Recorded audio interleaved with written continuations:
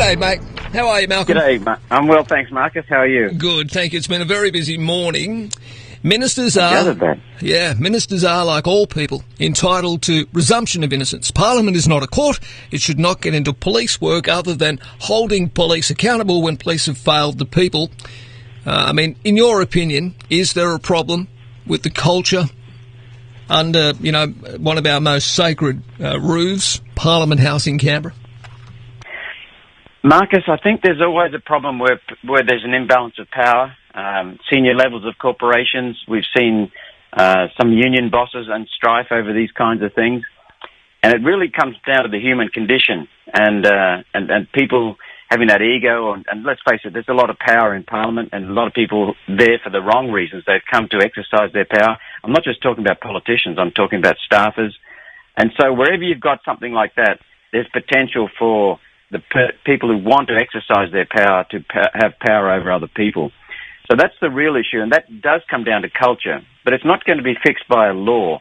Culture is up to people like myself, for example. We had a cultural statement that guided all of our recruiting, and we made that very clear to everyone who was part of who was interviewed for a job in my office, that they had to abide by that culture, and we wanted their commitment before they even started. And so that's how we sorted things out, and we have systems in place to make sure that people abide that way. But what we really need is to understand that culture is so important. It's the most important driver of productivity in any company, Marcus, and so we know it's that important. So it's a huge driver of behaviour. So it's up to individual politicians, and I think the media should be chasing people, but ultimately it's the law that convicts someone.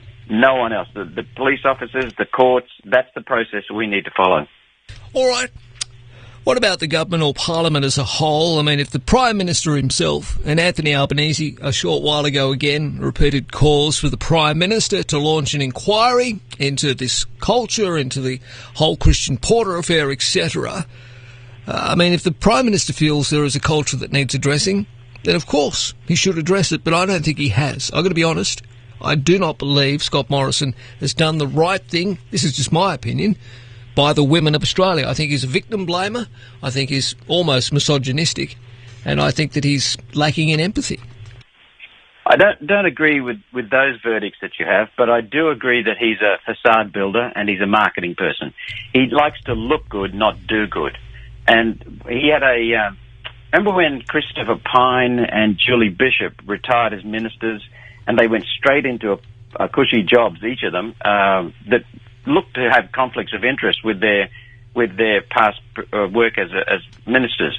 Now, he appointed, and after a lot of pressure, Scott Morrison appointed an internal investigation, and it was headed by Martin Parkinson, who was at the time the top bureaucrat in the country. He was the secretary or head of Prime Minister's and Cabinet Office. Now, the Labor Party and I and a couple of Liberals pursued him in an inquiry into the investigation, and I got pretty relentless and held him accountable, Martin Parkinson, the top bureaucrat in the country. And eventually, after a lot of questioning from me, he said, "Hey, I don't have any power to investigate." And I went, "What? You're investigating this? But now you tell us after relentless questioning from me that you don't have any power?"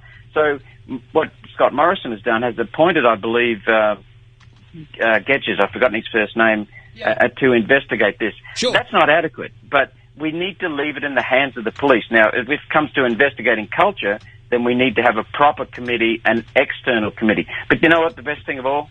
If we had an independent corruption inquiry committee that looked into corruption in Parliament, that's what we need. And so Scott Morrison has run away from that.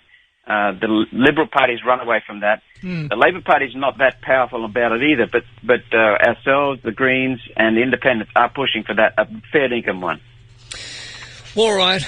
What about Grace Tame? You've mentioned her this morning. Well, on the notes that I've got here, callers have mentioned her as well. What did you make of her commentary yesterday? Am I reading right here, saying that you think she's hijacking this issue? No. I think she's criticising. She's really done a great job. Sure. Full credit to her. No, as I understand it, Marcus, I haven't seen the actual note, but Grace Tame has criticised the media for using victims and hijacking issues. Sure. And I watched that young lady's speech when she accepted the award for Australian of the Year for 2021. What a remarkable woman. Did you hear her criticism yesterday of the Prime Minister? No, I didn't. What did she say? Well, she basically turned around. There was a really good question that was asked of her. I'll play it for you. I've got a bit of time here. I'll just make sure I get it up on my screen. She basically turned around and said that the Prime Minister, she called him out on a little bit of the language that he's used in this whole debate. I'm just trying to find it here. Sorry, mate. I'm just trying to... Anyway, what we might do, have you got time to hold on till after 8? Sure. Yeah, I might do that because I think I want to talk further with you on this issue, and the news is we're about to bump into it. So, Malcolm, just hold on there, please, mate, and my apologies for today holding you up because I want to get on to your thoughts on Labor's immigration policy as well, the Woolies cash ban that's been defeated, and also we've had some conversations recently with Matt Canavan, good conversations on this program about vaping and e-cigarettes.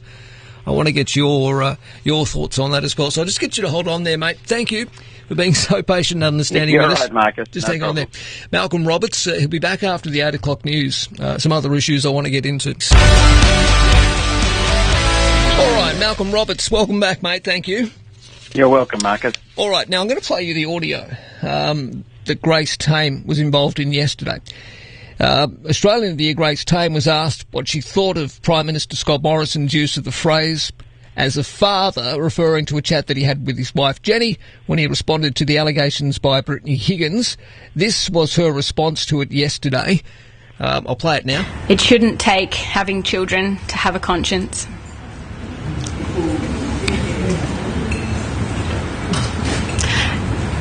And actually, on top of that, having children doesn't guarantee a conscience. Just a supplementary. I mean, it's being reported widely this morning that she didn't miss. What do you make of that? I've got goosebumps listening to her. What a wonderful lady. What a very bright young woman. Admired. I agree with it totally. Conscience is a matter of what our inner guidance says. And that is what should be driving this, and that should be about values that are tied to Australian values. And, Marcus, in many ways, rape is the most horrendous crime there is because it invades someone. I mean, it's just sickening because that person has to live with that for the rest of their life. Now murder is terrible too, obviously. You can't take away someone else's life. But a murdered person, that's the end of it for them. But a rape person has to live with it for the rest of their life. And it's always been something that has just repulsed me. It's just beyond it. All right, let's move on to another issue here. Labor's immigration policy of... Before we do, Mark, I think that, there is a need to understand something else that drives Parliament. Right. Parliament is no longer driven by data and facts. We don't have policies and decisions coming out of the Liberal and Labor parties based on data and facts. And when that happens, fantasy takes over. It's okay to fudge things. It's okay to tell lies. It's okay to wield power over people. But the people who pay the price are the everyday Australians. That's who pays the price. And what we need to do is call out the voters, because voters are putting up with this nonsense. We have family law that's been an issue for 50 years. And it took Pauline Hanson to get stuck into that, because that drives a lot of the abuse. We have energy prices that are being driven on an insane whim that carbon dioxide affects the climate of the human carbon dioxide affects the climate of the whole world. It's absolute nonsense. There's never been data presented to Parliament for that. Then we have question time. I mean, look at the behaviour of parliamentarians in question time, both Senate and House of Reps. Absolute disgrace. There is no respect for the institution of Parliament amongst those MPs. There's no respect for the voters who put them there. And the voters need to say, I've had enough of the Labor Party and Liberal Party playing games. These are too important. We need to see people being held accountable for data and facts and decisions based on data and facts. While ever the voters keep putting these two parties in, Right. They will keep getting the crap being dished out to them. All right. Immigration has been a volatile topic for the Labor Party in the past 2 decades. In the 2021 draft platform, the party proposes giving more government support to asylum seekers, especially gay, lesbian and trans refugees, while maintaining support for offshore detention. Obviously, I don't need to really go too far. I mean, I'll probably speak tomorrow to your colleague, Mark Latham, about this. He's been very critical of this, but what do you say? Well, you know, the first thing we need to take care of is our own Australians. Put them first. We've got veterans currently homeless in our country. Then we need to accept genuine refugees in sensible numbers, and not accept them based purely on what gender or sexual orientation they currently claim to be or identify as. Australia has a very generous refugee intake and welfare. We have very strong welfare systems that look after people. They come here and they get a lot for nothing. Now, Labor's policy, as the Australian reported, is based on giving preference to gays and transsexuals. Well, it's entitled to have that policy, but I don't think that reflects the everyday Australian. Entry to Australia should be on the basis of merit and how people fit into the Australian culture, values, laws. When someone, you know, such as a gay man in an Islamic country where they throw gays off roofs and kill them, or a white South African farmer, if they're the two alternatives, they should be treated objectively. They shouldn't be treated on the basis of race or religion or colour or anything else. They should be treated on how they will contribute to our country and the values they uphold. No, but why are we discussing this when we can't even allow people into the country right now? Well, it's just beyond me. That is true.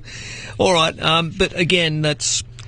I don't know. Look, maybe the cynic in me says because, well, you know what's happening this weekend. It is Mardi Gras time, and it's a time when this community does get a lot of the spotlight.